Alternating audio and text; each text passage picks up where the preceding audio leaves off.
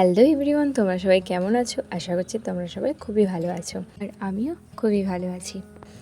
আসলে ভাই বোনেরা বিছানাটা পুরোপুরি এলোমেলো করে দিয়েছিল, কারণ ওরা স্কুল যাওয়ার সময় ওই রুমেতেই স্কুলের ড্রেস পরছিল।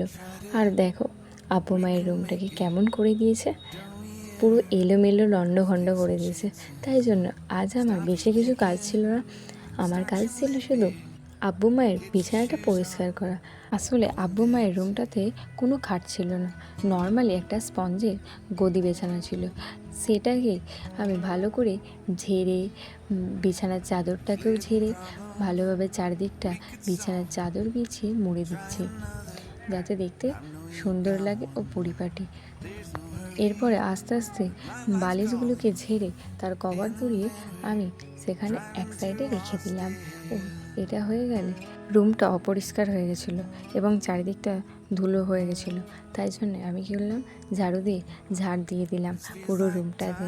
আমার রুমটা ঝাড় দেওয়া হয়ে গেলে আমি দেখি নাকি টেবিলটাও এলোমেলো হয়ে আছে, আর টেবিলে রোজ পড়তে যাওয়া, স্কুল যাওয়া, তার জন্য বইগুলো এলোমেলো হয়ে যায় আর সাজানোই হয় না।